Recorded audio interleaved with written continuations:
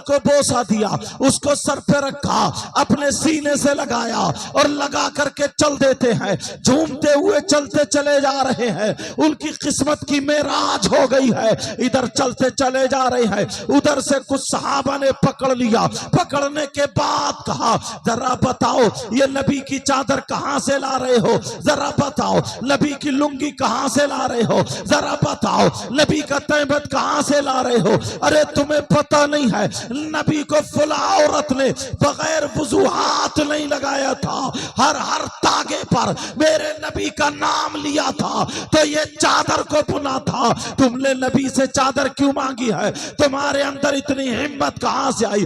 तुम्हारे अंदर इतनी जुर्रत कहां से आई? तुम्हारे अंदर इतनी ताकत कहां से आई कि तुम नबी का पहना हुआ कपड़ा, नबी का इस्तेमाल करदा कपड़ा, तुम नबी का पहना हुआ कपड़ा तुम कैसे पहन सकते हो? तुम्हारे अंदर हिम्मत नहीं है कि नबी का कपड़ा तुम पहनो, तुम्हारे अंदर ताकत नहीं है कि नबी का कपड़ा तुम पहनो, तुम्हारे अंदर जुर्रत नहीं है कि नबी का कपड़ा तुम पहनो। तो वो गुलाम रसूल ने क्या जवाब दिया था? आज तुमने 100-100 रुपए, 200-200 रुपए बंजरिया वालों इकट्ठा करके इस महफिल को सजाया और यहाँ पर जंगल को मंगल बना दिया। जरा सुनो, वो सहाबी रसूल की मोहब्बत, ये तुम्हारी मोहब्बत थी। नबी की मोहब्बत में तुमने अपने घर बार को छोड़ा, नबी की मोहब्बत में तुमने अपने बिस्तर को छोड़ा, नबी की मोहब्बत में तुमने अपनी नींद को कुर्बान किया, नबी की मोहब्बत में तुम यहाँ पर आकर के बैठ गए। अगर तुम्हारी ये मोहब्बत, नबी से मोहब्बत अगर कबूल हो जाए तो तुम्हारा बेड़ा पार हो जाएगा। वो सहाबी रसूल को देखो, उन्होंने चादर मांग ली, सहाबा ने पकड़ा, कहा तुम्हारे अंदर जुर्रत, तुम्हारे अंदर हिम्मत, तुम्हारे अंदर ताकत नहीं कि तुम नबी का कपड़ा पहनो। तो बताओ तुमने क्यों ली है? तो वो कहने लगे, ये मैंने नबी की चादर क्यों मांगी है? नबी की चादर मांगी है, नबी से मांगी है। कहा हाँ मांगी है। तो क्यों मांगी है? क्या तुम्हें पता नहीं है नबी नहीं फरमाते, नबी मना नहीं करते, नबी किसी को इनकार नहीं करते, तो फिर तुमने क्यों मांगी है? तो वो गुलाम रसूल का जवाब सुनो। ए भाइयों, मेरा हाथ छोड़ो। तुम समझ रहे हो कि ये चादर मैंने अमामा पहनने के लिए रखी है, इसे कुर्ता बनाने के लिए रखी है, मैंने लुंगी बनाने के लिए मांगी है। मेरे अंदर हिम्मत नहीं है कि मैं नबी का पहना हुआ कपड़ा पहनूं, मेरे अंदर जुर्रत नहीं है कि मैं नबी का पहना हुआ कपड़ा पहनूं, मेरे अंदर ताकत नहीं है कि मैं नबी का पहना हुआ कपड़ा पहनूं। तो फिर क्यों मांगी है? तो उन्होंने जवाब दिया, सुनो, मैंने इसलिए मांगी है, ये मेरा इश्क कहता है जब कल को मैं मरूंगा तो मेरा जनाजा होगा और आका की लुंगी का कफन होगा, लोगों में, फरिश्तों में चर्चा होगा, ये है नबी का गुलाम, ये है नबी का गुलाम, ये है नबी का गुलाम। दुनिया कहेगी, जिसकी तर्जमानी अच्छे रजा, प्यारे रजा, हम सब के बरेली के आला हजरत अहमद रजा यूं करते हैं, कब्र में लहराएंगे ताहशर चश्मे नूर के, जलवा फरमा होगी जब तलहत रसूलुल्लाह। माशाल्लाह,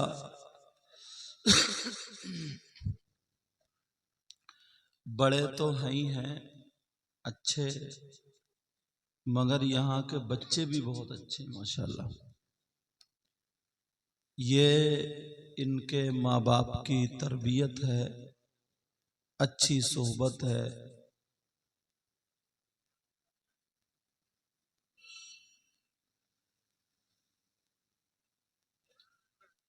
जो बड़े ज़ौक़ व शौक़ से सुन रहे हैं और मिंबर शरीफ पर बड़ी बड़ी अजीम तरीन शख्सियतें मौजूद हैं। अभी मुझसे पहले खतीब हिंदुस्तान, शाकार तरन्नुम, शायर इस्लाम नूरुद्दीन मंजर साहब ने बहुत खूबसूरत अंदाज में पढ़ा और आपने सुना। उनसे पहले शायर इस्लाम मद्दाह खैरुल अनाम नईम अख्तर साहिब क़िबला से आपने सुना। उन्होंने भी बहुत अच्छा पढ़ा और पढ़ते भी हैं, और भी हजरात ने पढ़ा होगा। जिसने भी जो पढ़ा तो वो यार नबी की नात पढ़ी और नकीब इजलास पे करे मोहब्बत इखलास। इतनी कम उम्र में बड़ी अच्छी निजामत है। वरना एक जगह नाजिम साहब कह रहे थे, आला हजरत का शेर पढ़ते पढ़ते कह रहे थे, मैं गधा तू बादशाह, भर दे प्याला नूर का। मैंने कहा वाकई तो गधा है यार। उसे यही पता नहीं है कि गधा है या गधा है। वो क्या पढ़ रहा था, बोला वैसे बड़े समझदार लोग हैं आप, और मुझे लगता है मैं नींद में भरा हुआ हूं, मुझे लगता है 5-10 मिनट में आप लोग मेरी नींद खत्म कर दो। समझदार लोग हैं। तो क्या पढ़ा था उसने, मैं गधा तू बादशाह। खैर, निजामत हो तो अच्छी हो और मुख्तसर हो, जामे हो, तो वो सारी चीजें इनके पास है। अल्लाह ताला सलामत रखे। मैं दिल से दुआएं करता हूं, मौला परवरदिगार इस कुमरपुर बंजरिया में खूब खूब बरकतें फरमा, रहमतों का नुजूल फरमा। ऐ अल्लाह, अगर कोई बीमार हो तो इनको शिफाए कामिल आजिल अता फरमा। किसी भी एतबार से कोई परेशान हो, किसी पे जादू टोना सहर आसे भी खलल, भूत परी तफरीत शैतान जिन खबीस, ऐ अल्लाह हर तरीके की परेशानी को दूर फरमा दे। मेरे साथ में कलमा शरीफ का विर्द कीजिए, पढ़िए ला इलाहा इल्लल्लाह मुहम्मदुर रसूलुल्लाह सल्लल्लाहु ताला अलैहि वसल्लम। और एक बच्चा माशाल्लाह बड़े नारे लगा रहा था, वो चला गया क्या? कौन से ना, ये नहीं है वो। अच्छा, थक गया वो घर को भाग गया जो बच्चा। हाँ, अल्लाह ताला सलामत रखे। वरना इस उम्र के बच्चे वे तो ना डीजो पे कमरिया मटकाते हैं। अच्छा, बोला है कि नहीं इस उम्र के बच्चे, मगर खैर ये नारे लगा रहे। कहीं ऐसा तो नहीं तुम भी दोनों तरफ चल रहे हो? हाँ, अच्छा माशाल्लाह। अल्लाह ताला सलामत रखे। यहाँ के बच्चे तो हैं, चच्चे भी बहुत अच्छे हैं। चच्चे बच्चों की सपोर्ट कर रहे हैं और बच्चे चच्चों की सपोर्ट कर रहे हैं, इसीलिए कामयाब हैं। मुझे एक बात याद आ रही है। एक मर्तबा आका की बारगाह में ना, और ये हदीस हजरत तबरानी में है। कहाँ है हजरत? माशाल्लाह, ये शाहबाद की तरफ उधर बहुत परहेजगार अच्छे बढ़िया, अल्लाह सलामत रखे। तबरानी में हदीस है, एक औरत सब नबी की बारगाह में तोहफे ले लेके जा रहे थे अपने अपने एतबार से। उसने सोचा मैं क्या लेके जाऊं आका की बारगाह में। और आज की औरत को आप जानते हो, अगर जरा सा सर में दर्द हो जाए ना तो 3-4 पतीले तो मन्नत में ही बोल देती है। अब वो शौहर को तो ही भरना पड़ेगा, चाहे वो डकैती करे चोरी करे, कहीं से भी लाए, वो तो बोल दी, उसे कोई मतलब थोड़ी, कह दिया तो कह दिया। अल्लाह के रसूल सल्लल्लाहु ताला अलैहि वसल्लम का जमाना, वो खातून अंसारी बरादरी की थी।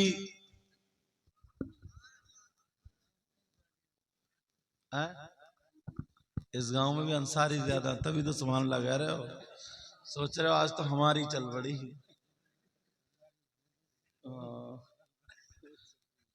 ये वो अंसारी थे जिन्होंने हुजूर की मदद की थी। काल मन अंसारी इल्लल्लाह काल अल हवारियून नहनु अंसारुल्लाह। ये हमारे मोहम्मद जाकिर सरवर खेड़ा के बड़े हमसे मोहब्बत है। हाँ, सावर है सरवर है आपका। अच्छा सावर खेड़ा, इसे साफरी खेड़ा कर देते यार। तो बड़ी मोहब्बत करते हैं। इन्होंने कमेटी वालों की तरफ से मोहब्बत भरी दावत मुझको पहुंचाई और मैं हाजिर हुआ हूँ। अभी इनके घर पे दूध और जलेबी खा कर आया। इन्हें मालूम है ना मुझे किस चीज का शौक है, तो इन्होंने वही इंतजाम करके रखा था। अब वो खातून अंसारी बरादरी की, उसने सोचा क्या करूं, कपड़ा बुना करती थी। क्या करती थी वो? उसने कहा मैं आका की बारगाह में ऐसा तोहफा पेश करूंगी, ऐसा तोहफा कि आज तक किसी ने पेश ना किया हो। वो अंसारी बरादरी की औरत पहले गुस्ल करती थी, फिर 2 रकात नमाज पढ़ती थी, वुजू तो होता ही तक खुशबू लगाती थी और अपने वुजू होकर के चादर बुना करती थी। अपने हाथ से उसने कपड़ा बुनना शुरू किया और बगैर वुजू चादर को कभी हाथ नहीं लगाया। हदीस में आता बुनने का अंदाज ये था कि वो हर तागे पर मेरे नबी का नाम लिया करती थी। सुभान अल्लाह, सुभान अल्लाह, क्या बात। उसका जिक्र अब हदीस में आ गया। और हमारी माँ बहनों का जिक्र, जैसे तेरी दाल भात वैसी मेरी फातिहा, समझे? वो बगैर वुजू हाथ नहीं लगाती थी और ये सनीचर 8-8 दिन नहाती नहीं। बस खाली जुम्मा जुम्मा पढ़ रही है, खाली जुम्मा जुम्मा। अच्छा तुम्हें यही बात अच्छी लगी? बढ़िया, तवज्जो रख। अल्लाह सलामत रखे। घर भी जाना जरा ध्यान रखियो। अरे जा ही रहे हो कि अच्छा उधर से तवज्जो रखो मेरी तरफ। मैक वालों ने भी विचारों ने लग रहा 8वें दिन आज टोपी ओढ़ी है, क्योंकि इनकी टोपी संभल नहीं रही है, कभी आगे को हो जात कभी इधर को हो जात। मैं समझ गया कि हाँ ये बस आड़ में मत हो, इधर को रसीद। अच्छा बात सच नहीं बताओ, क्या नाम है आपका? वही पिछले जुमे को पता नहीं ओढ़ी थी या नहीं, अल्लाह जाने। और आज कैसे ओढ़े पड़े जैसे इस गांव के मुफ्ती साहब यही हो। बुरा मत मानियो मैं को, अब बुरा मान भी जाओगे तो मेरा कर क्या लोगे तुम? साफ सुथरी बात है, इतने लोग हैं। अब बात ये चल रही थी, उन्होंने कपड़ा बुन लिया और बुनने के बाद वो तैयार हो गई चादर। बगैर वुजू चादर को हाथ नहीं लगाया और हर तागे पर मेरे नबी का नाम लिया और लेकर के उसे चूम करके तय बना के रख दिया। अब वो तोहफा आका की बारगाह में लेकर के चलती है और कहने लगी आका, सोने आका इस तोहफे को कबूल फरमा ले।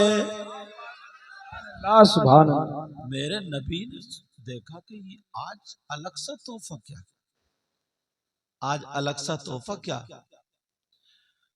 का कबूल फरमा ले अल्लाह अल्लाह। मेरे नबी ने उसको खोल के देखा तो मुस्कुराने लगे, वो चादर थी। अब आका ने वही रख दी। आका मैंने इसको अपने हाथों से बुना, कभी बगैर वुजू हाथ नहीं लगाया, हर तागे पर आपका नाम लिया गया है।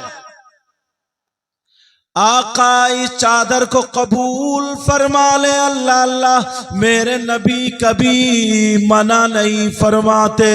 अल्लाह मेरे नबी ने उसको कबूल फरमा लिया और कबूल फरमा लिया, कहा जाओ ये कबूल है, मुझे मंजूर है। लेकिन खातून कहने लगी आका मेरी एक ख्वाहिश और है। का क्या ख्वाहिश है? का आका इसको आप पहन लेना, अल्लाह बरकत फरमा, जेबे तन कर लेना, इसको पहन लेना। मेरे नबी ने फरमाया ठीक है जाओ तुम चली जाओ। आका ने उसको इस्तेमाल किया। अब हदीस में आता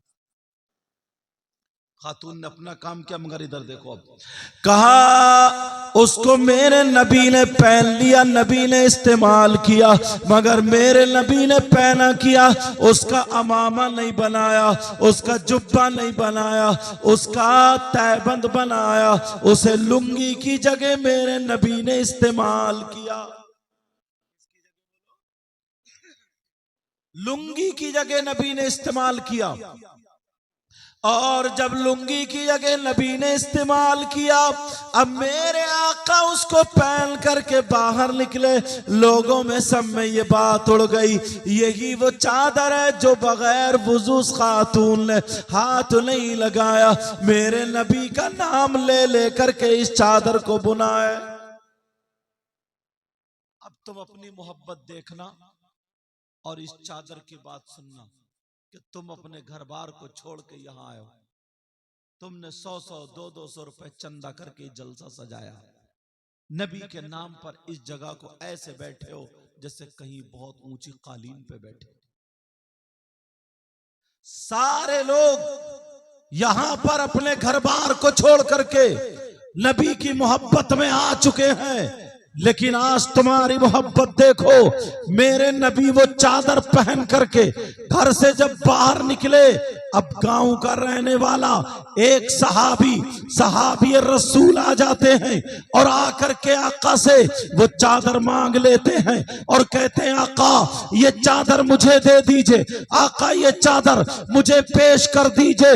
मेरे नबी से अगर कोई चीज मांगता है तो नबी नहीं फरमाते, जिसकी तर्जमानी आला हजरत यूं फरमाते हैं, वाह क्या जूदो करम है शहे बता तेरा, नहीं सुनता ही नहीं मांगने वाला तेरा। मेरे करीम से घर कतरा किसी ने मांगा, दरिया बहा दिए हैं, दुर्बे बहा दिए हैं, कौन देता है, देने को मुंह चाहिए, देने वाला है सच्चा हमारा। नारे तकबीर, नारे रिसालत, फस्ल के आला हजरत, जश्ने गौसुल वरा, हुजूर सैयद मुफ्ती मुकीमुर रहमान साई किबला, नारे तकबीर, नारे रिसालत। अब वो गांव के रहने वाले वो सहाबी रसूल आ गए, कहने लगे आका ये चादर मुझे पेश कर दीजिए। मेरे नबी ने ये नहीं फरमाया ये चादर तुम्हें नहीं दी जाएगी, बल्कि आका की शान तो ये है, टूट जाएंगे गुनाहगारों के फौरन कैदो बंद, टूट जाएंगे गुनाहगारों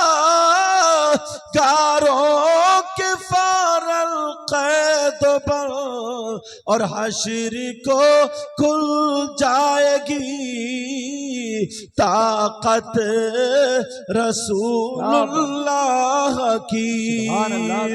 उधर वो सहाबी ने कहा ये चादर मुझे दे दीजिए।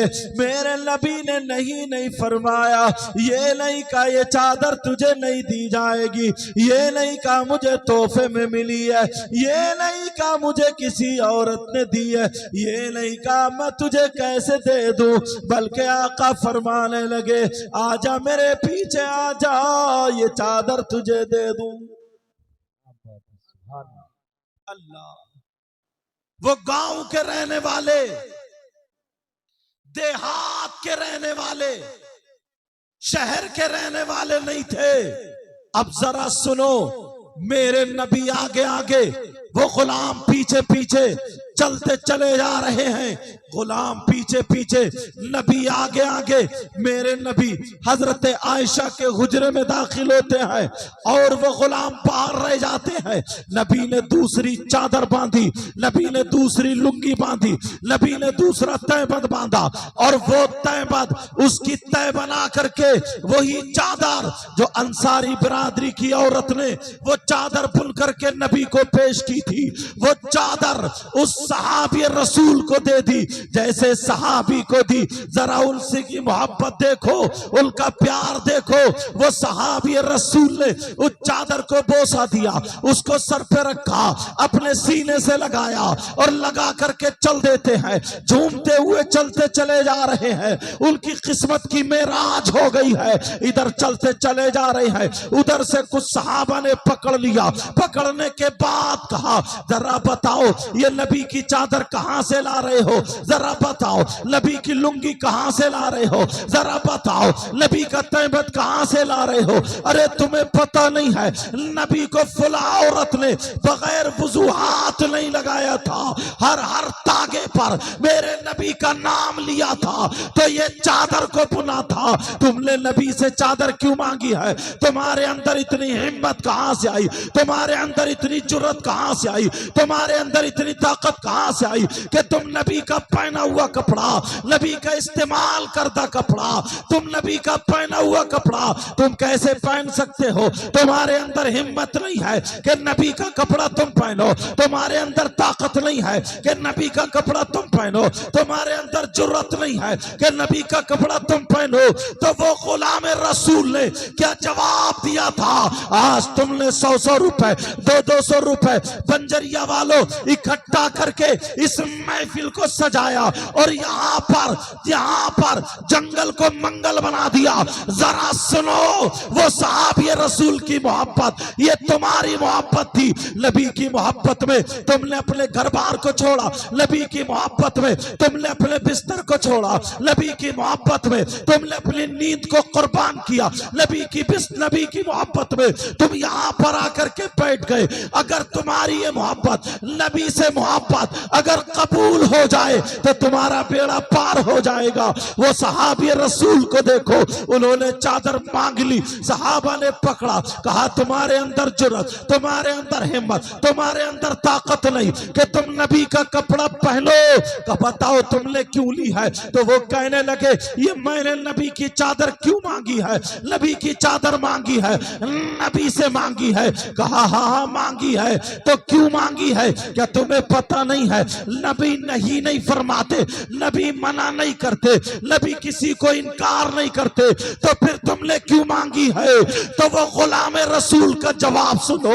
ए भाइयों, मेरा हाथ छोड़ो। तुम समझ रहे हो कि ये चादर मैंने अमामा पहनने के लिए रखी है, इसे कुर्ता बनाने के लिए रखी है, मैंने लुंगी बनाने के लिए मांगी है। मेरे अंदर हिम्मत नहीं है कि मैं नबी का पहना हुआ कपड़ा पहनूं, मेरे अंदर जुर्रत नहीं है कि मैं नबी का पहना हुआ कपड़ा पहनूं, मेरे अंदर ताकत नहीं है कि मैं नबी का पहना हुआ कपड़ा पहनूं। तो फिर क्यों मांगी है? तो उन्होंने जवाब दिया, सुनो, मैंने इसलिए मांगी है, ये मेरा इश्क कहता है जब कल को मैं मरूंगा तो मेरा जनाजा होगा और आका की लुंगी का कफन होगा, लोगों में, फरिश्तों में चर्चा होगा, ये है नबी का गुलाम, ये है नबी का गुलाम, ये है नबी का गुलाम। दुनिया कहेगी, जिसकी तर्जमानी अच्छे रजा, प्यारे रजा, हम सब के बरेली के आला हजरत अहमद रजा यूं करते हैं, कब्र में लहराएंगे ताहश्र चश्मे नूर के, जलवा फरमा होगी जब तलहत रसूलुल्लाह।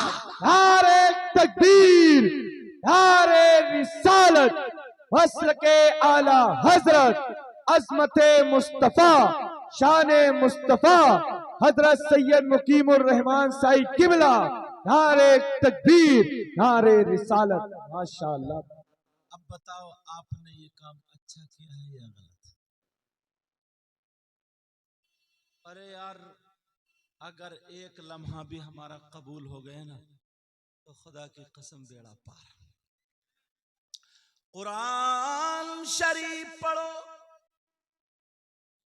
कुरान शरीफ में एक चीज है, मगर इसके बीच में एक रोक करके आपको शरीयत मुस्तफ़ा का आईना दिखाऊं, फिर ये बात लाऊंगा। ये कौन सा पुर? कुमरपुर बंजरिया, यही है ना? कुमरपुर बंजरिया, कुमार है, कुमर है, कुमरपुर बंजरिया। कुमरपुर बंजरिया में कोई शख्स अगर ऐसा हो जिस पे अल्लाह की एक मर्तबा लानत पड़ जाए, या कोई मेरी बहन ऐसी हो जिस पे 2 मर्तबा अल्लाह की लानत पड़ जाए, या कोई ऐसा हो तुम्हारे गांव में कुमरपुर बंजरिया में जिस पे 3-5 मर्तबा अल्लाह की लानत पड़ जाए, तो बताओ क्या वो कामयाब हो सकता है? बोलो बोलो, क्या वो कामयाब हो सकता है? अब मेरी नींद भाग गई, क्या वो कामयाब हो सकता? मैं जाग गया, क्या वो कामयाब हो सकता है? नहीं हो सकता ना। और औरतों में अगर किसी पे 10 मर्तबा अल्लाह की लानत पड़ जाए तो वो कामयाब हो सकती है? ये तो मेकअप करके फिर भी वैसी हो जाएगी। लेकिन सुनो, मैक वाले कहाँ गए? तहज्जुद पढ़ने गए क्या? सोने गए होंगे या फिर गुटखा खाने गए होंगे पक्का।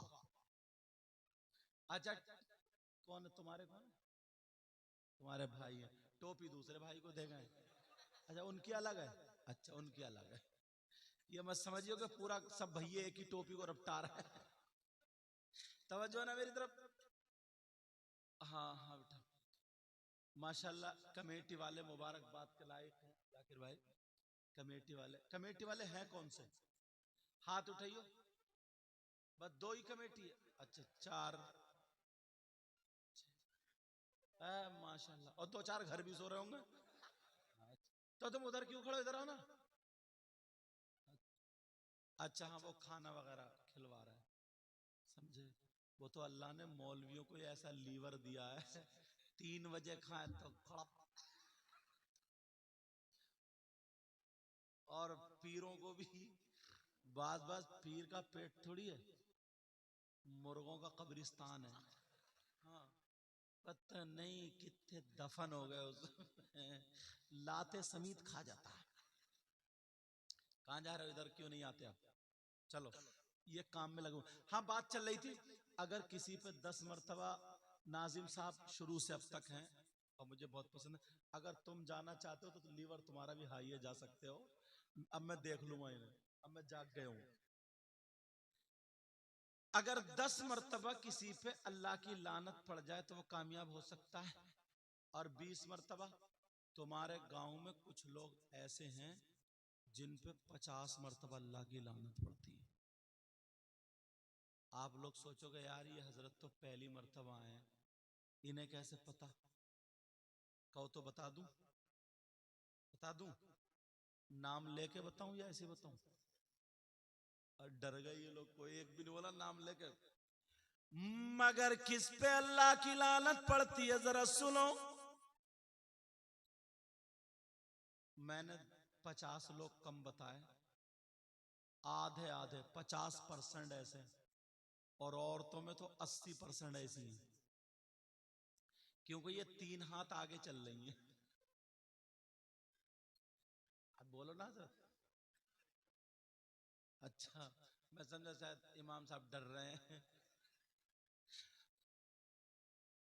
कौन है जिस पे अल्लाह की लानत पड़ रही है? तो फिर मैं किससे पूछूं? इमाम साहब से नहीं, हजरत से नहीं, फिर किससे? कुरान से पूछो। पूरी दुनिया की बात गलत हो सकती है मगर कुरान, अल्लाह का कलाम गलत नहीं हो सकता। क्या हो सकता? बिस्मिल्लाहिर्रहमानिर्रहीम।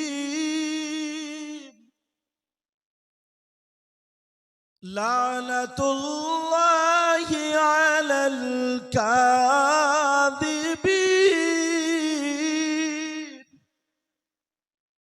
झूठों पर अल्लाह की लानत। किस पर बोलो? अब सुबह को देखियो कौन कितनी कितनी कच्ची फेंकेगा। हर आदमी 50 मरतबा तो मिनिमम बोल ही जाता। अच्छा तुम नहीं, अब मौलाना लोग भी बहुत फेंकने लगे। ये मोबाइल है ना, ये मोबाइल, इसने मौलाना को पकड़वा दिया। कहां पहुंचे हजरत? है इधर हाफिजगंज, तो बता रहा नवाबगंज। यही नाम मुझे याद है, कहीं इधर आधर हो तो तुम समझ लियो। समझ रहे मेरी बात? है कहीं तो बता, कहीं रहा। ये भी तो झूठ है। बाप घर से निकला, छोटे बच्चे ने दामन में, अब्बू कहाँ जा रहे हो?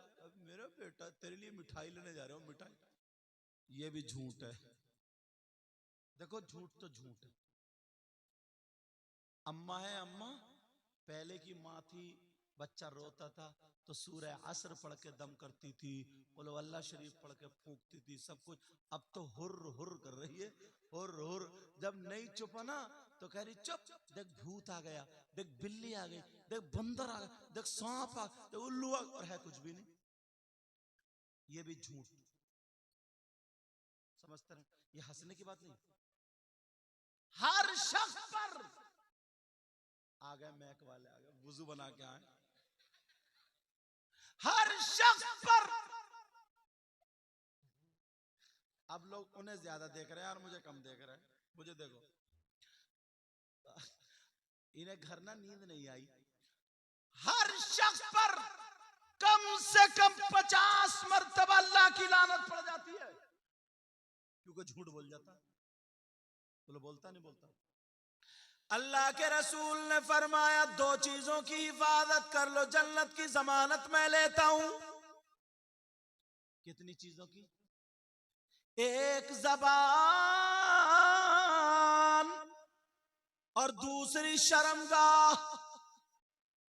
जबान की हिफाजत कर लो, मगर बाज आदमी इतना बोलता है, इतना बड़ और आधा कच्चा, आधा बेकार, झूठ। और शाम को कैद सोचता है ना, शैतान इसे थपके, वाह तू नेता बनेगा, नेता। तूने 5 आदमियों को आज बेवकूफ बनाया, 5 को, और ये पता नहीं बना नहीं बेटा, कब्रिस्तान का इंतजाम हो रहे आते रहे। इतनी पिटाई होगी, इतनी पिटाई। और अच्छा, हमारे यहाँ मौलाना लोग भी ऐसे ही, किसी ने एक नारा लगा दिया तो कह दिया अरे बड़ा जन्नती आदमी। जन्नती तो है अगर मुसलमान है, ईमान वाला। रसूलुल्लाह ने फरमाया, मन काला ला इलाहा इल्लल्लाह दखला फिल जन्नत। जिसने ला इलाहा इल्लल्लाह कलमा शरीफ पढ़ा वो जन्नत में दाखिल होगा।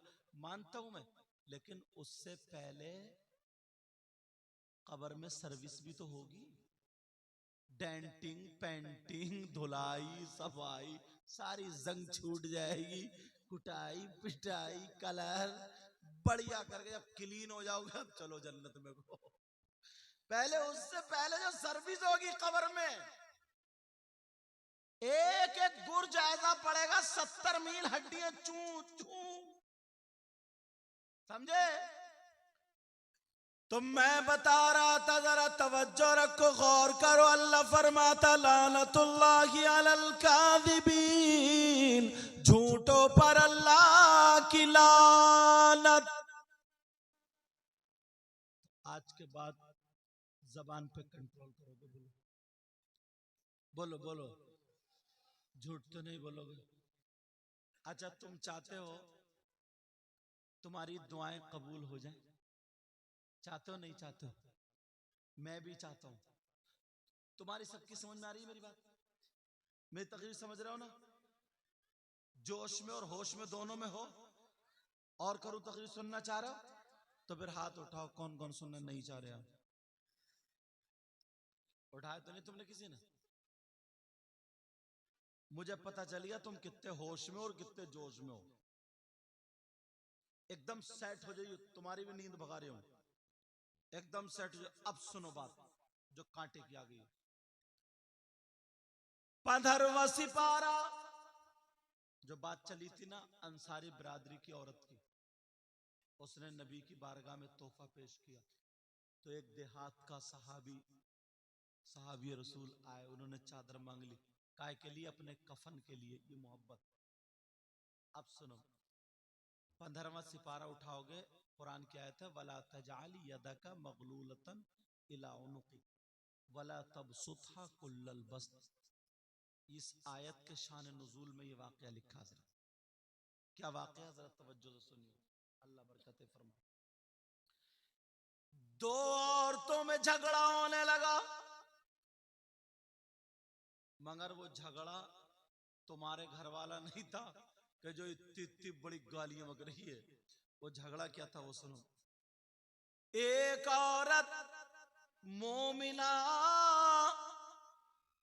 और दूसरी मूसा अलैहिस्सलाम को मानने वाली मेरे नबी को मानने वाली के पास आ गई और कहने लगी, सुनो, हमारे नबी सारे नबियों से अफजल। कौन कहने लगी? जो मूसा अलैहिस्सलाम का कलमा पढ़ते। कहने लगी हमारे नबी सारे नबियों से अफजल। तो ये जो आका का कलमा पढ़ती थी, अच्छा सारे नबियों से अफजल, और तुम्हारे नबी सारे नबी अफजल हैं मगर सारे नबियों से अफजल नहीं, वो तो हमारे नबी हैं सारे नबियों से अफजल। इस बात का झगड़ा था दोनों में। वो कह रही हमारे नबी सारे नबियों से अफजल। तो ये मोमिन औरत कहने लगी, ये बताओ मूसा अलैहिस्सलाम सारे नबियों से अफजल कौन सी चीज में अफजल, उनकी क्या खुसूसियत थी? कहा उनकी एक चीज बताती हूं। कहा बताओ। कहा मूसा अलैहिस्सलाम के अंदर ये बात थी, इतने बड़े सखी थे, इतने बड़े सखी, अगर कोई मांगने के लिए आता था तो जितना उनके पास माल होता था सब इकट्ठा करते थे, उसके 2 हिस्से करते थे। एक हिस्सा अपनी जरूरत के लिए रख लिया करते थे और एक हिस्सा मांगने वाले को दे दिया करते थे। इतने बड़े सखी। अच्छा, वो मोमिना औरत जो नबी का कलमा पढ़ती थी, बस का मेरे नबी की सुनो। का मूसा अलैहिस्सलाम तो 2 हिस्से करते थे और अपनी जरूरत के लिए रोक लिया करते थे, मगर हमारे नबी वो हैं कि मांगने वाले को अपनी जरूरत का भी दे दिया करते थे, अपनी जरूरत का भी दे दिया करते थे। वो कहने लगी मैं कैसे मानूं? कहा मैं कैसे मानूं? कहा ये बता तू अभी कहां से आ रही है? कहा मैं नबी के पास से आ रही हूं। तो उसने कहा तूने देखा नबी कौन का नबी जुब्बा पहने हैं कि नहीं? कहा जी नबी कपड़ा पहने हैं। कहा जरा सुनो। उसने अपनी छोटी सी बच्ची को बुलाया और बुलाने के बाद कहा बेटी जरा मेरे पास आओ। छोटी सी बच्ची आ जाती है, आने के बाद कहती है जी अम्मी क्या बात है? मैं इन बच्चियों से कहूंगा कि तुम जरा अपनी माँ से अदब से बोला करो। कहा जी माँ क्या बात है? वो कहने लगी, उसकी माँ बोली बेटा सुनो, तुम नबी की बारगाह में जाओ और जाकर के पहले तो मेरा सलाम पेश करना और कहना आका जो ये आप जुब्बा पहने हुए हैं ये जुब्बा मुझे दे दीजिए, मेरी अम्मी ने मंगाया है, ये जुब्बा मुझे पेश कर दीजिए, मेरी वालिदा ने मंगाया है, ये जुब्बा मुझे अता कर दीजिए, मेरी माँ ने मंगाया है। अब वो लड़की चलती चली जा रही है, खरामा खरामा पहुंच रही है, मेरे नबी की बारगाह में पहुंच गई। मेरे नबी नमाज की तैयारी फरमा रहे थे, मेरे नबी वुजू कर रहे थे। इतने में लड़की बोली अस्सलातु वस्सलामु अलैका या रसूल अल्लाह। वहां पर जाकर के खड़ी हो जाती है। मेरे नबी ने फरमाया बोलो। वो कहने लगी आका ये जो आप जुब्बा पहने हुए हैं यही जुब्बा मुझे दे दीजिए, इसलिए मेरी अम्मी ने मंगाया है। किसी को क्या पता था मेरे नबी सिर्फ उस बच्ची को नहीं देख रहे हैं बल्कि उसके घर पे जो झगड़ा हो रहा था मेरे नबी उसको भी देख रहे हैं। कुछ लोग ये कहते हैं नबी को इल्म गैब नहीं था, नबी को पता नहीं था, तो फिर ये कहां से पता चला? आला हजरत फरमाते हैं, आला हजरत क्या कहते हैं जरा सुनो। आला हजरत ने कहा था और कोई गैब क्या, तुमसे निहाओ भला जब ना खुदाई छुपा तुम पे करोड़ों दरूद। अब जरा सुनो, मेरे नबी ने अपने वो जरूरत का जो कुर्ता पहने थे नमाज के लिए जा रहे थे, कुरान शरीफ उठा करके देखो, 15वें सिपारे में देखो उसकी तफसीर उसकी शान नुज़ूल में लिखा या नहीं लिखा।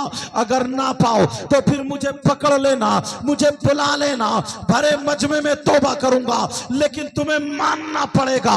अब जरा सुनो, वो खातून ने जब मंगाया, छोटी सी बच्ची पहुंची, आका मेरी अम्मी ने जुब्बा मंगाया है, ये जुब्बा दे दीजिए। मेरे आका ने उसको उतारा और उतारने के बाद तह बनाया, तह बनाने के बाद उस बच्ची को दे दिया। और जैसे ही बच्ची को दिया, बच्ची ने चूमा, सीने से लगाया और मचलती हुई चली आ रही है। जैसे ही आई कहा, माँ ये जुब्बा नबी ने मुझे दे दिया है। जब उस औरत ने देखा, अरे ये तो वही जुब्बा है जो नबी पहने थे। जैसे ही देखा तो वो जुब्बा देख करके उसको चूम लेती है और नबी का कलमा पढ़ लेती है। जैसे ही कलमा पढ़ा, अब उससे पूछा, अभी तो तुम मानती नहीं थी, अब कलमा क्यों पढ़ रही है? तो उस औरत का जवाब सुनो।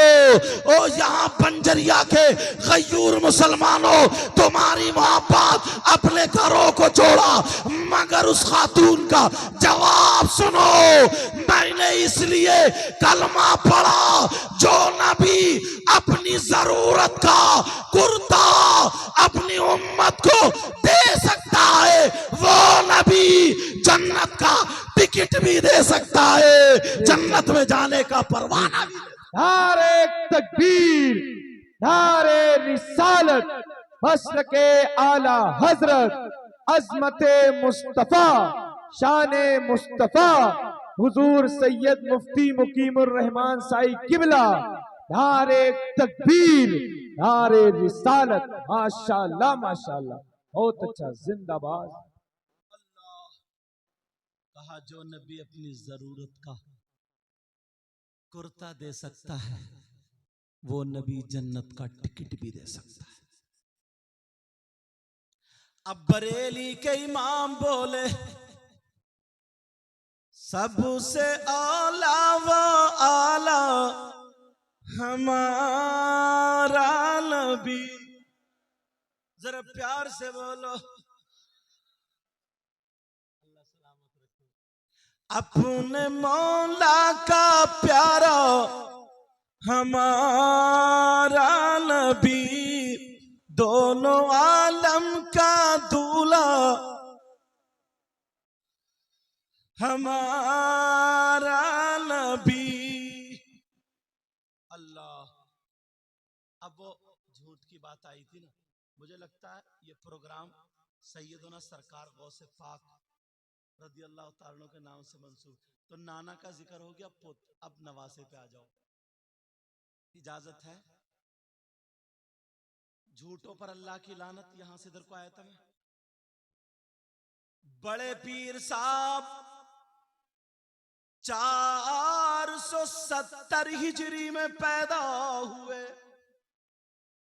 कब पैदा हुए? महीना था रमजानुल मुबारक का। एक दिन का बच्चा यार, उसे क्या पता कि ये कौन सा महीना। जब बड़े पीर साहब पैदा हुए, सुनने की बात है, बड़े पीर साहब जब पैदा हुए तो अब माँ दूध पेश कर रही है बच्चे को। हर माँ पेश करती, दूध पेश कर रही है। तुम मत हटो, फोटो खींचे ना खींचे, तुम अपनी जगह रहो, बिल्कुल सुनो सामने।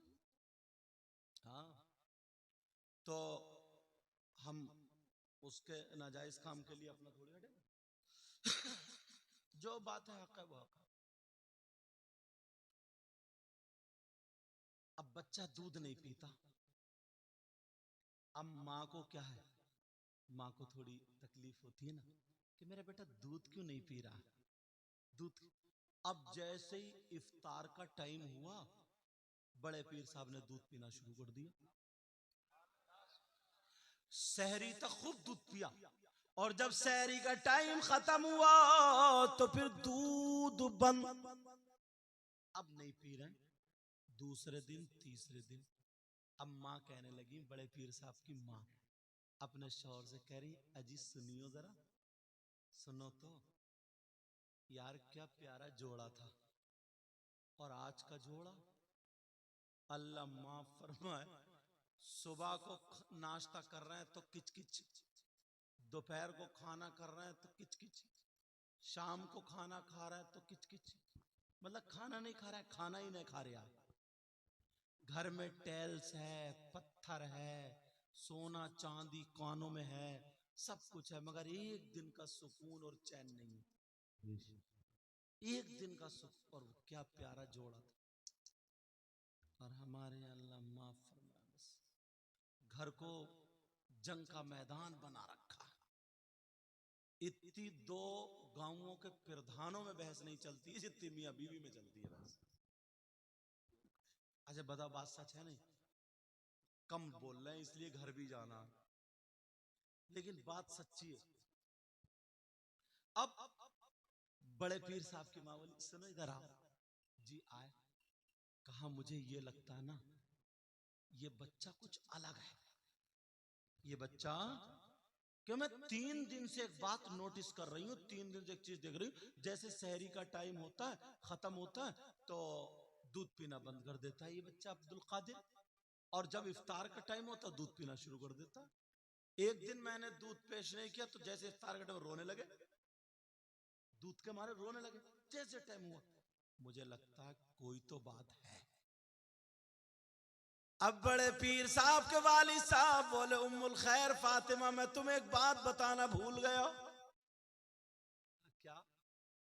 सुनो, दोनों मियां बीवी में बड़े पीर साहब के ताल्लुक से बात चल रही। का एक बात बताना भूल गया। का क्या? का जिस रात में अपने घर ये बच्चा आया, का जी, का उससे एक दिन पहले मैंने एक ख्वाब देखा। क्या देखा? मैंने ख्वाब देखा कि ख्वाब में आका तशरीफ लाए मेरे आंगन में। सुभान अल्लाह, सुभान अल्लाह। और साथ में और भी थे सहाबा। आका ने फरमाया, अबू साले इधर आओ। बड़े पीर का नाम सैयद अबू साले जंगी दोस्त था नाम, उनके अब्बा का नाम बड़े पीर साहब का। अबू साले इधर आओ। आए, पहुंचे। रसूलुल्लाह ने मुड्ढे पे हाथ रखा और कहा, तुम्हारे यहाँ एक नया मेहमान आने वाला है।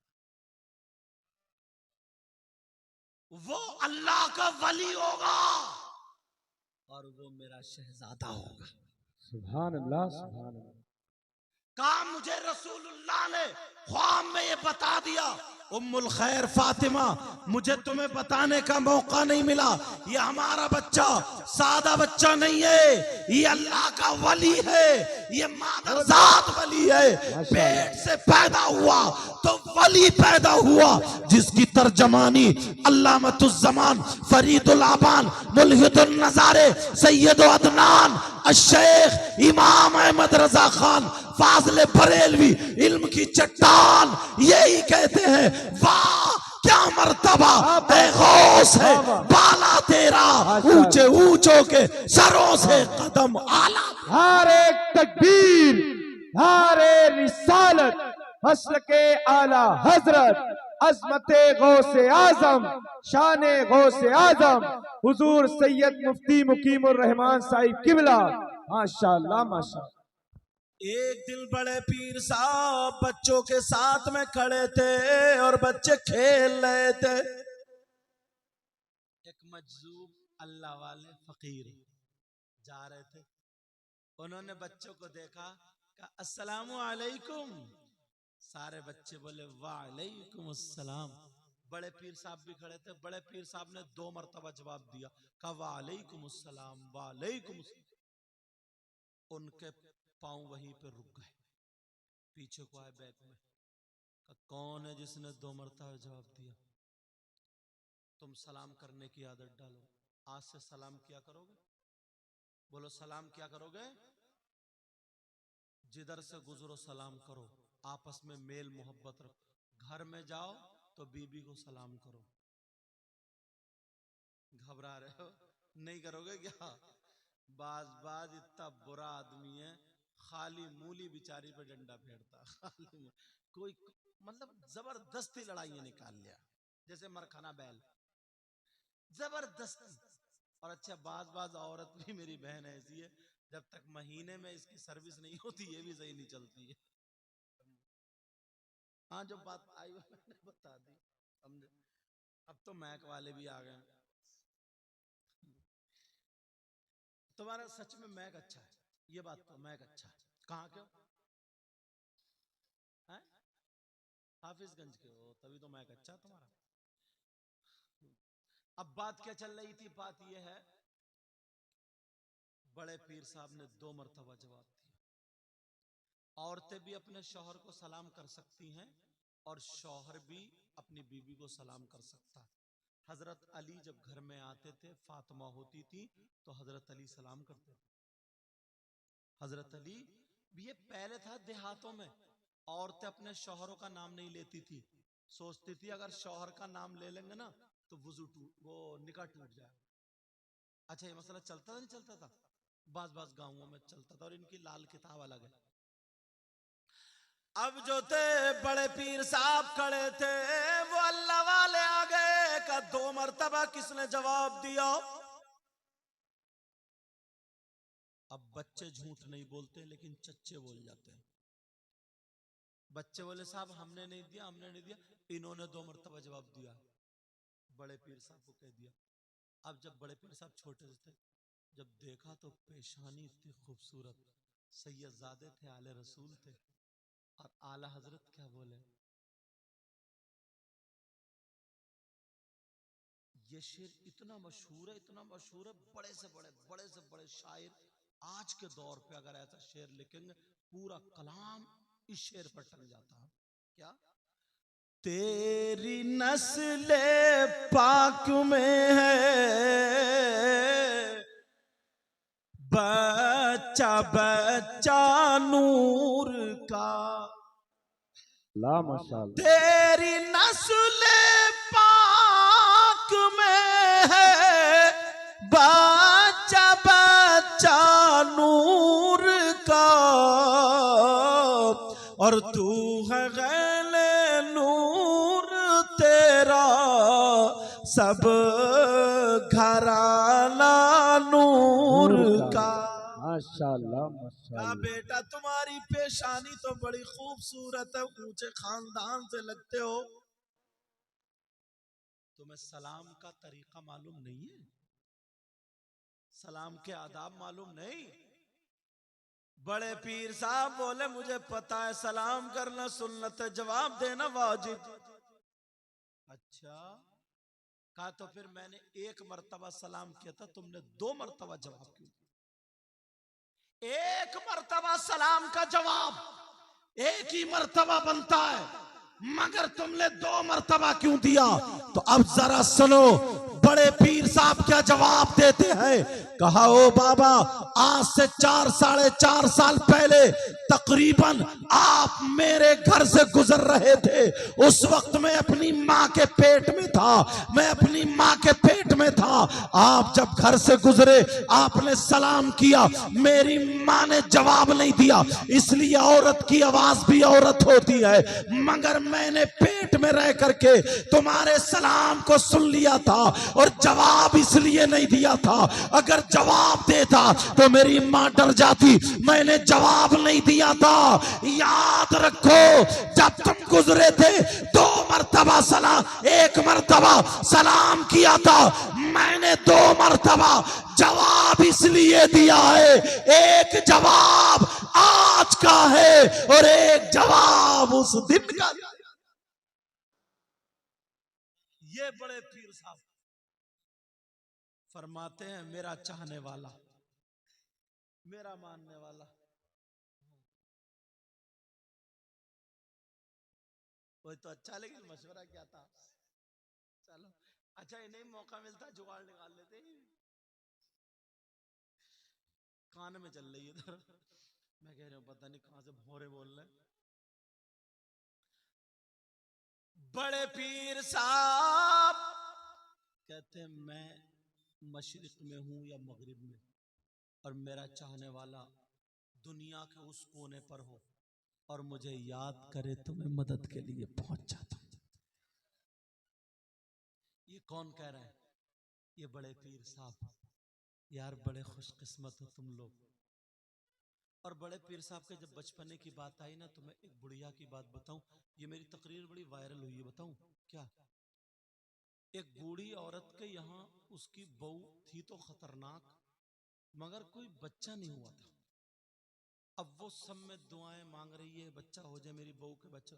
गांव की औरतें बोली ऐसा करो बूढ़ी अम्मा, तुम मन्नत मान दो, और मन्नत ऐसी मानी हो जो गांव में किसी ने ना मानी हो। तो हाँ, तो उसने सोचा कौन सी मन्नत मानूं, क्या मानूं क्या नहीं मानूं। रात भर करवट पलटती रही। सुबह नमाज पढ़ने के बाद कहने लगी, या अल्लाह अगर तू मेरी बहू को बेटा दे देगा तो 9 हाथ का बकरा काटूंगी। कितने हाथ का बोलो? तुमने देखा कभी 9 हाथ का बकरा? मैं कह लो तुमने नहीं देखा होगा। 9 हाथ का ऊंट तो हो जाएगा लेकिन बकरा नहीं होगा। ना, मैंने क्या कहा, अगर बोल गई तो बोल गई। एक औरत के सर में दर्द था, 11 पतीले बोल दिए। गरीब गरीब इकट्ठा करते करते थक गया, समझे। 2500 का एक पतीला बन रहा, बल्कि अब तो 3000 का बनता होगा। 11 को लगाई हो, समझे। 11 तिया 33 हो गए। 33,000 कहां से लाएगा? भट्टा बैठ गया उसका बिछाएगा और उसका सर का दर्द तब खत्म हुआ। मरवा के छोड़ेगी। अच्छा, बात सही नहीं? क्या बात है क्या नहीं? लेकिन वो उसने 9 हाथ का बकरा बोल दिया। अच्छा, अल्लाह ताला ने उसकी बहू को उम्मीद दे दी। अब जब उम्मीद हुई तो इसे फिक्र हो गई। इसने सोचा ये 9 हाथ का बकरा मिलेगा कहां। अब ढूंढती फिर रही है 9 हाथ का बकरा। समय मशहूर हो गए 9 हाथ के बकरे वाली बुढ़िया, 9 हाथ के बकरे वाली बुढ़िया। एक तिजारत करने वाले से कहा, भैया जरा कोई बकरा हो तो 9 हाथ का दे। कहा, बूढ़ी अम्मा क्या तुम पागल हो गई थी? 9 हाथ का मिल जाएगा क्या? नहीं मिलेगा। कहा, 3 बकरे जोड़ के कर दो। बुढ़िया बोली, नहीं मैंने एक ही बोला है और वो भी 9 हाथ का। तो बोला, बाबा मेरे बस की नहीं। अब मुफ्ती साहब के पास गई। मुफ्ती साहब भी अपनी किताबें उठा के घर को चले गए। मसला ही ऐसा, कहा 9 हाथ का बकरा कहां से? मुफ्ती साहब बोले, नहीं ये तुम्हारी कोई मन्नत नहीं है, देखभाल के माना करो। वही तो मैं पागल थी, मान गई। 9 हाथ का बकरा। अब उधर ना गांव की औरतों ने बहू को चढ़ा दिया, क्योंकि औरतें चढ़ाने बाज बाज तो इतनी बड़ी कुटनी है, इस औरत को इस काम के अलावा और कोई काम नहीं है। रात का बचा बचाया खाया और डों डों करके मोहल्ले में घूमती फिर रही है। बस बुराई पे बुराई, मतलब अमर उजाला बनी पड़ी है, समझे। अखबार बनी पड़ी अखबार। लेकिन सुनो, 9 हाथ का बकरा जब नहीं मिला, औरतों ने बहू को चढ़ा दिया, अगर तेरा बेटा हुआ बकरा तो मिलेगा नहीं, तो कटेगा नहीं, तो तेरा बच्चा भी नहीं बचेगा। बहू भी बोली, फिक्र मत करो, या तो बकरा कटेगा या फिर बुढ़िया कटेगी। बहू भी खतरनाक थी यार, कहा या तो बुढ़िया कटेगी आज। अब बुढ़िया डरती थी पहले से ही। अब बुढ़िया डर गई कि अब तो मैं ही कटूं। अब तो ख्वाब में बुढ़िया को छुरी दिखाई देने लगी। अब बकरा तो भूल गई, छुरी छुरी कर रही है। लेकिन परेशान कि 9 हाथ का बकरा कहां मिले। इधर इत्तेफाक से 4 हाथ का मिल गया। अब बहू को बेटा हो गया, मगर अल्लाह ताला आजमाता है, इम्तिहान लेता है। उधर जैसे ही बेटा हुआ उसकी तबीयत खराब। अब बहू छुरी निकाले निकाले फिर रही है कि बुढ़िया को लाओ पकड़ के। बकरा तो नहीं मिला, बुढ़िया भाग गई। बुढ़िया भाग गई। बुढ़िया ने सोचा तो ये बहू काट डालेगी और बेटा कुछ नहीं कहेगा। अब बुढ़िया ढूंढती फिर रही है कि 9 हाथ का बकरा मिल जाए। उधर ढूंढो हुए पड़ रहा है, 9 हाथ के बकरे वाली बुढ़िया को ढूंढो। लग गए आदमी, मगर बुढ़िया हाथ नहीं आई। सीधी उस मदरसे में पहुंची जो सबसे बड़े मुफ्ती साहब थे, और उस मदरसे में बड़े पीर साहब भी पढ़ते थे। छोटे से थे, अब सही जगह पहुंची। छोटे से, देखिए पर्दे के पीछे बात कर रहे हैं बच्चे। छोटे से बड़े पीर साहब पढ़ रहे हैं।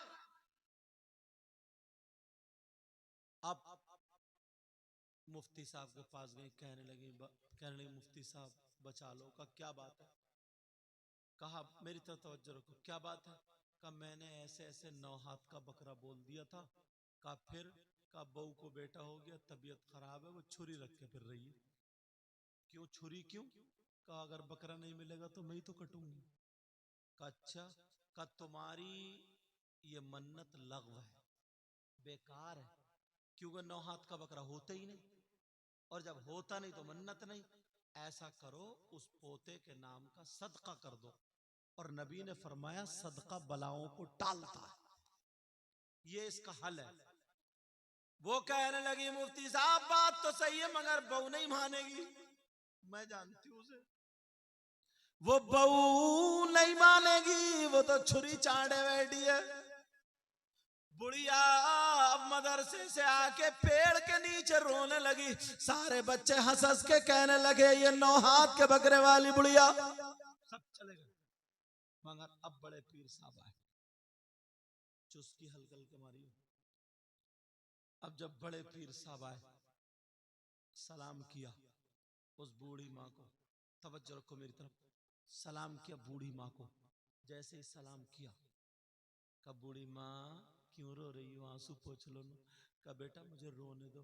कहा नहीं बताओ बात क्या है। कहा बेटा मैं बहुत परेशान हूँ, मुझे छोड़ दो, तुम जाओ। सारे बच्चे चले गए, तुम भी गए, मुझे रोता हुआ छोड़ दो। बड़े पीर साहब बोले माई कैसे छोड़ दूं, मैं तो उस खानदान में पैदा हुआ हूं जहां रोते हुए के आंसू पोंछे जाते। कहा मुझे छोड़ दो। कहा नहीं माई बताओ तुम्हारा मसला क्या, हो सकता मैं हल कर दूं। कहा बेटा बड़े बड़े मुफ्तियों से नहीं हुआ, तुम क्या करोगे छोटे से बच्चे। मगर क्या पता था ऐ बूढ़ी माँ ये हजरत अली का पोता है, जिनके बारे में नबी ने खुद फरमाया अना मदीनतुल इल्म व अलीयुल बाबुहा, मैं इल्म का शहर हूं और अली उसका। ना नबी ने फरमाया मैं इल्म का शहर हूं और अली उसका दरवाजा। ये उस अली के पोते हैं। कहा माई मुझे बताओ, हो सकता है तुम्हारा मसला हल हो जाए। वो उसने उठा के सर देखा, कहा बेटा तुमने मेरे दिल को सुकून बख्शा है, तुमने अच्छी बातें कर ली, जाओ तुम्हारी माँ इंतजार कर रही होंगी, जाओ। कहा बात तो ठीक है लेकिन जब ही जाऊंगा जब तुम्हारा मसला हल हो जाएगा। कहा बात बताओ, बात क्या है। कहा बेटा बताऊं क्या, ये बताओ तुमने 9 हाथ का बकरा देखा। बुढ़िया बोली 9 हाथ का बकरा देखा। कहा नहीं देखा। तो बस मेरी मत मारी गई थी, मैं 9 हाथ का बकरा बोल बैठी। कहा अच्छा। कहा फिर मिला। का नहीं मिला। कितना मिला, 4 हाथ का। बड़े पीर बोले परेशान मत हो माई, तुम मुझे ले चलो, वो तुम्हारे 4 हाथ का बकरा मैं 9 हाथ का कर दूंगा, मुझे लेकर के चलो। बुढ़िया तो उठ के खड़ी हो गई, कहने लगी बेटा कितनी प्यारी बात कही है, काश अगर ऐसा हो जाता तो मैं बच जाती। कहा माई हो जाएगा चलो। कहा बेटा मैं नहीं जाऊंगी, बहुत छुरी रख के बैठी। कहा माई कुछ नहीं होगा चलो, इंशाअल्लाह तुम्हारा मसला हल होगा। बुढ़िया बोली देख लिए बेटा भी एक मर्तबा और, लेकिन फिर भी कहा नहीं चलो। बीच रास्ते में जब पहुंचे बूढ़ी फिर बोली बेटा ठीक हो ना, चलूं या लौट जाऊं। कहा नहीं चलो। उधर सब में उड़ गया कि मुफ्ती साहब आ रहे हैं, मुफ्ती साहब। लोग समझ रहे ना मुफ्ती साहब बहुत बड़े होंगे। पहुंचे वहां, घर भर गया बुढ़िया का 9 हाथ का बकरे वाली, और बहुत छुरी लिए बैठी। अब जब पहुंचे लोगों ने कहा जो पंच थे उन्होंने कहा कहां है मुफ्ती साहब। बड़े पीर साहब बराबर में खड़े थे, ये खड़े ये। अच्छा ये बच्चे। जब देखा यार इतना नूरानी चेहरा था, जो देखता रह गया वो देखते ही रह गया, भूल गए सारी चीज। देखा अच्छा यही जवाब देंगे। अच्छी। अब बुढ़िया कह रही बेटा बताओ, करो 9 हाथ का बकरा करो, बहुत छुरी रखे, बहुत छुरी। अब बड़े पीर बोले हाँ माई तुमने क्या मन्नत मानी थी। बुढ़िया बोले पेड़ के नीचे तो बताई थी, गई। अब गई, पेड़ के नीचे तो बताई थी। बड़े पीर बोले दोबारा फिर बताओ। उसने कहा मैंने मन्नत मानी थी कि 9 हाथ का बकरा काटूंगी। तो बड़े पीर साहब बोले ये बताओ 9 हाथ का बकरा मिला कि नहीं। कहा नहीं 4 हाथ का मिला। कहां पर है। कहा वो बंधा है। बड़े पीर बोले उसको खोल के मेरे पास लेकर के आओ। वो बकरा लाया गया। बड़े पीर ने सर से लेके दुम तक उसके ऊपर हाथ फिरा दिया। हाथ फिराने के बाद अब बड़े पीर साहब कहने लगे ओ माई जो बच्चा पैदा हुआ है उस बच्चे को मेरे पास लेकर के आओ। वो बच्चा भी लाया गया। बड़े पीर साहब ने उस बच्चे के भी सर पे हाथ फेर दिया। जैसे ही बच्चे के सर पे हाथ फेरा, बड़े पीर साहब ने उस बच्चे का हाथ पकड़ा। पकड़ने के बाद कहा, ओ लोगों जरा बताओ ये हाथ है या पांव है? सारे लोग कहने लगे अरे ये तो हाथ है। फिर बड़े पीर ने रख दिया, कहा ठीक है। फिर दोबारा हाथ पकड़ के उठाया, कहा लोगों बताओ ये हाथ है या आंखें हैं? सारे लोग कहने लगे ये तो हाथ है। फिर रख दिया, कहा ठीक है। बड़े पीर ने फिर तीसरी मर्तबा उठाया और कहा बताओ लोगों ये हाथ है या कान है? सारे लोग कहने लगे कैसी बातें कर रहे हैं, ये हाथ है, हाथ है, हाथ है, हाथ है। जब चारों तरफ से आवाज आने लगी, बड़े पीर साहब कहने लगे ओ बूढ़ी माँ, जब ये लोग कहते हैं कि ये हाथ है, जाओ इसी हाथ से इस बकरे को नाप दो। अब्दुल कादिर कहता है इंशाअल्लाह ये हाथ, ये बकरा पूरे 9 हाथ का निकलेगा।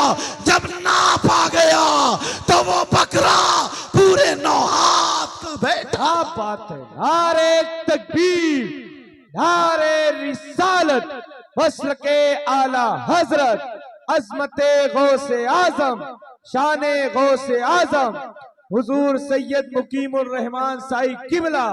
नारे तकबीर, नारे रिसालत।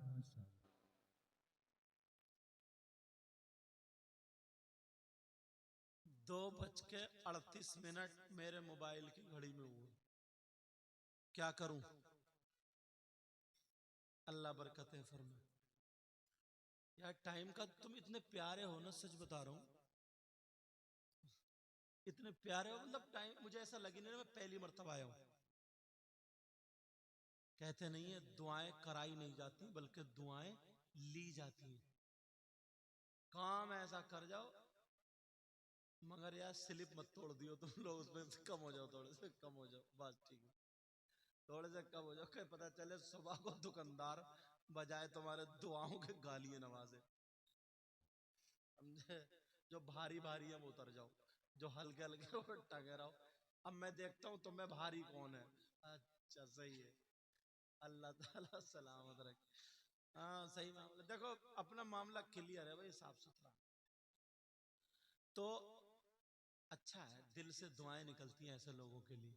अल्लाह ताला सलामत रखे, इनको इतना दे, इतना दे, इस गांव में बहारें अता फरमा। ऐ अल्लाह जो मेहमान हजरात हैं उनके यहाँ भी बहारें अता फरमा दे। बंजरिया के लोग कितने हाथ उठाइए? अच्छा रख लो। और कुमरपुर के बस 2 ही निकले हो। अच्छा चलो रख लो, रख लो। अब बात ये चल रही थी बड़े पीर साहब, एक बात और बता दूं छोटी सी। अब बड़े पीर साहब ना घर को जा रहे थे, उनकी माँ इंतजार कर रही थी। माँ मेरा बेटा पढ़ के नहीं आया, और क्या पता था बेटा मसले सुलझा रहा। अब जैसे ही घर पहुंचे, आंखों में माँ को देख के ना बच्चा थोड़ा इठलाता है ना, प्यार दिखाता है ना माँ को, दिखाता नहीं दिखाता? और माँ की भी सारी थकावट उतार देता बच्चा। माँ इतनी थकवी हो और बच्चा चिपट जाए तो सारी थकावट उतर जाती। ये बात रोक के मैं अपनी बच्चियों के लिए एक बात कहूंगा ताकि इस्लाह भी हो जाए उसमें। ये अभी रोक रहे हो क्योंकि टाइम कम है। जो बच्चियां अपनी माँ का कहना नहीं मानती, 14 साल की, 12-13 साल की, माँ चीखती चिल्लाती रह जाती और कहना नहीं मानती, और जो मोबाइल चलाती हैं वो सुने, मोबाइल मत चलाना बेटा। और जो लड़कियां बिगड़ी हुई हैं, बिगड़ैल हैं, मतलब उनका पहनावा अच्छा नहीं, उनसे दोस्ती नहीं करें। लड़की अपनी सहेली बनाए तो साफ सुथरी, अच्छी, नमाज पढ़ने वाली, पर्दे से रहने वाली। तो अगर लड़कियां मोबाइल चलाएंगी ना और अल्लाह ताला का अजाब नाजिल हो गया तो कहीं का नहीं। हजरत हमने एक रिसाले में पढ़ा था बहुत पहले, जब वो रिसाले में आया कि एक औरत की एक ही लड़की थी, ना उसका बेटा ना कोई दूसरी बेटी, एक ही बेटी, बड़े प्यार से उसने पाला, कुरान शरीफ पढ़ाया, नमाज पढ़ती थी, मगर उसकी सहेली गलत थी। सहेली वैसे गलत नहीं, बिगड़ी थोड़ी थी। जुमे का दिन तख्त पे बैठे हुए कुरान शरीफ पढ़ रही थी, 16वां सिपारा, तकरीबन आधा हो गया होगा। पढ़ते पढ़ते पढ़ते इसकी सहेली अब दौड़ती हुई आई, भागती हुई दौड़ती आके उसके गले पे चिपट गई और उसे प्यार जताने लगी। उस दौर में नई नई टीवी का दौर चला था, तब की बात है। और वो कहने लगी, तुझे मालूम है मेरे घर में टीवी आई है और बड़े अच्छे गाने आ रहे हैं, नकले कुफ्र कुफ्र नवाशा का बड़े अच्छे गाने आ रहे हैं और बड़ी अच्छी फिल्म आ रही है और क्या क्या आ रहा है, चलो चलो देखेंगे चलो। उसने कहा मैं नहीं जाऊंगी। तो क्यों? तो मेरी सहेली नहीं है, तो मेरी दोस्त नहीं है, मैं तेरे बगैर नहीं देखूंगी, देख तुझे लेके जाऊंगी। कहा नहीं, मैं कुरान शरीफ पढ़ रही हूँ, अभी मेरा आधा सिपारा हुआ, आधा रह गया। उसने सर पे हाथ मारा ऐसे करके, कहा पगली इतनी बात समझ में नहीं आ रही? क्या? कहा कुरान शरीफ कहीं भागा जा रहा, कुरान शरीफ बाद में पढ़ लिए, और अगर फिल्म निकल गई, सीन निकल गए, गाने निकल गए तो क्या देखेगी? चल पहले वो देख ले, बाद में पढ़ लिए। माँ उसकी, पहले कच्चे घर होते थे, चूल्हे पे मिट्टी लगा रही थी, माँ ने सब बातें सुन ली। जब वो चली कुरान शरीफ बंद करके, उसकी समझ में आ गई बात, चली, माँ खड़ी हो गई, सनऊ हाथ, कहा नहीं बेटी गलत कर रही है, कुरान शरीफ छोड़ के मत जा, कुरान शरीफ छोड़ के मत जा बेटी, गलत कर रही है, गलत। जब इतना कहा, गलत, अल्लाह नाराज हो जाएगा, ये तेरी सहेली नहीं है, शैतान है, तेरी सहेली नहीं है, सहेली की शक्ल में शैतान है। उसने कहा देख तेरी माँ कितनी खड़ूस है, मुझे शैतान बता रही है, मेरी माँ होती ना तो चप्पल से मुंह तोड़ देती, अब भी चढ़ा रही उसको। कहा माँ तुम पागल हो गई हो, मेरी सहेली को ऐसी कह रही हो, और झटका देकर चली गई। माँ बेचारी रोती रह गई। उसने माँ का कहना नहीं माना, टीवी देखी, जो भी कुछ देखना था देखा, आई घर पे, उसने सोचा लाओ जो सिपारा बचा था उसको पूरा कर लो। माँ घर में बैठी है, रो रही। जब तख्त पे आई, उसने कुरान को हाथ लगाना चाहा, अल्लाह नाराज हो गया। अल्लाह ने कहा नहीं, अब हाथ लगाने नहीं दूंगा। जैसे ही आगे हाथ बढ़ाया, अल्लाह ने रहल के नीचे से एक खूंखार छिपकली इतनी मोटी पैदा कर दी, छिपकली पैदा करी, और पैदा करने के बाद वो छिपकली निकली शख्स से और लड़की के माथे पे चिपट गई, काटने लगी, डसने लगी, हाथ नहीं लगाने दिया उसने कुरान को। अब ये चीखने लगी, कहने लगी माँ मुझे बचा लो, माँ मुझे बचा लो, माँ मैं मर गई। वो माँ जिसको ये झड़क के गई थी, कहना नहीं मानी थी, माँ रोती रह गई थी, मगर उस माँ का दिल तड़प गया। माँ फौरन भाग पड़ी, मेरी बेटी को क्या हुआ? ये बेटी छोड़ गई थी मगर माँ नहीं छोड़ सकती। अल्लाह के वास्ते अपने माँ बाप का दिल मत दुखाना। मेरी बच्चियों तुम भी सुनो और बच्चों तुम भी सुनो, माँ बाप का दिल मत दुखाना। इन्होंने बड़ी, तुम क्या हीरो हो, असली हीरो ये थे।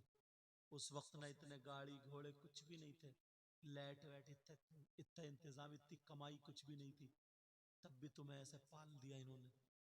इनका एहसान कभी मत भूलना। माँ बाप जैसी दौलत तुम्हें दोबारा हाथ नहीं आ सकती। अब वो लड़की कह रही है माँ माँ मुझे बचा। माँ दौड़ी, कहा मेरे लाल मैं आ गई। जब देखा तो छिपकली चिपटी पड़ी है। माँ जल्दी से चिमटा लेकर आई और चिमटा लेके आगे बढ़ी रही थी। अल्लाह ने अपनी कुदरत से पूरे तख्त पे छिपकली छिपकली और लड़की के पूरे जिस्म पे छिपकली पैदा कर दी। अगर वो छिपकली होती तो छुड़ा देती है, तो अल्लाह का अजाब था छिपकली की शक्ल में। वो लड़की अब चीख रही है, चिल्ला रही है, गालों पे चिपटी पड़ी है, सर पे चिपटी पड़ी है, जिस्म पे, और नोच नोच के खा रही है छिपकली। कह रही है माँ मुझे बचा लो, माँ मुझे बचा लो, माँ। मोहल्ले में चीखो पुकार, सब इकट्ठे हो गए, कह रही भैया मुझे बचा लो, ताया मुझे बचा लो, मामू खालू फूफा जो भी मुंह में आ रहा है कह रहा मुझे बचा। कौन बचा? घंटों लड़की तड़पती रही, चीखती रही, चिल्ला, ऐ अल्लाह मेरी बेटी को बचा ले। माँ कह रही अल्लाह मेरी बेटी को बचा ले, मेरी बेटी। अब माँ की भी नहीं सुनी जा रही। क्यों इसने माँ का कहना नहीं टाला? ये जो छोटी छोटी बच्चियों को देख के मुझे ये बात याद आई है, बेटा कभी अपनी माँ का कहना मत टालना। और उधर भी अगर बैठी हो तो 14 साल की 15 साल की माँ अगर तुम्हें डांटे ना तब भी सुन लेना, ये कपड़ा है ना, कपड़ा मैं ऐसे करके झटकता हूँ, झटका दे रहा हूँ, तो इससे दुश्मनी नहीं है, इससे मोहब्बत है। मैं ये चाहता हूँ इस पे धूल ना लगे, इस पे कूड़ा ना लगे। ऐसे ही तुम्हारी माँ अगर तुम्हें डांटे, तुम्हें झिड़के, तुम्हें झटका दे, तो ये समझ लो कि हमारी माँ हमसे मोहब्बत करती है, हमारी माँ हमसे मोहब्बत करती है। जब इतना कहो अल्लाह बचा ले, अल्लाह मेरी बेटी को बचा ले, कौन बचा? लड़की तड़पती रही, चीखती रही, चिल्लाती रही, घंटों गुजर गए, लड़की फूलने लगी, जिस्म नीला पड़ गया, ऊदा पड़ गया, फटने के करीब। इस वाली छिपकली ने काटा, लड़की मर गई, इंतकाल हो गया। लेकिन जनाजे पे छिपकली घूम रही है और जनाजे को भी काट रही है। अब क्या करे, कैसे गुस्ल, कैसे कफन? कहीं से गानों की आवाज आ गई, जैसे ही गानों की आवाज आई छिपकली गायब। इमाम साहब को बुलाया गया, इमाम साहब ने पूरा वाकया सुना। इमाम साहब बोले वैसे जायज तो नहीं है, क्या करें? जब टीवी वहां पे चलाई गई, टीवी चली, छिपकली गायब हो गई, टीवी के साथ उस लड़की को गुस्ल दिया गया, कफन दिया गया। जनाजा जब चला तो टीवी हटाई तो छिपकली फिर मौजूद, फिर टीवी चलाई गई, टीवी चला करके उसका जनाजा, लोग थू थू कर रहे थे कि पहला जनाजा मुसलमानों में जो टीवी गाने बजते हुए जा रहे थे। कब्रिस्तान में पहुंचे, टीवी हटाई तो फिर छिपकली मौजूद, फिर छिपकली आ गई, टीवी के साथ लड़की को दफन कर दिया। 40-50 कदम वापस आए होंगे, कब्र फटी, धमाका हुआ, टीवी के टुकड़े होकर बाहर गिरी, कब्र फिर बंद। सब लोग चले गए अपने अपने घर को। रात को माँ सोई, माँ के ख्वाब में लड़की आई, कहा माँ मैं मरी नहीं हूं, मैं जिंदा हूं, मैं कब्र में हूं, मुझे निकाल लो माँ, मुझे कब्र के सांप और बिच्छू खा रहे हैं माँ, माँ मेरी कब्र में आग भर दी गई है, मुझे निकाल लो माँ। कौन निकाले? 7 दिन तक ये ख्वाब, 7 दिन के बाद जब खोला गया, अल्लाह, यही इमाम 7 दिन के बाद जब लेकर के वहां पूरा गांव पहुंच जाता है, सारे लोग पहुंच जाते हैं, मर्द औरतें पहुंच जाते हैं कि चलो उस लड़की की कब्र खोल के देखी जाए। लेकिन जैसे ही कब्र खोल के देखी जाती है, इमाम साहब ने पहले 4 आदमियों का इंतखाब कर दिया जो ज्यादा नहीं डरते नहीं थे, उनको खड़ा कर दिया। लोगों जैसे ही कब्र खोली है, वो लड़की कब्र में जिंदा तो थी मगर उस पर सांप और बिच्छू चिपटे हुए थे, उसका चेहरा कोयले की तरह हो गया था और एक सांप तो 4 मुंह वाला था, जिसके 2 मुंह नीचे को थे, 2 मुंह ऊपर को थे।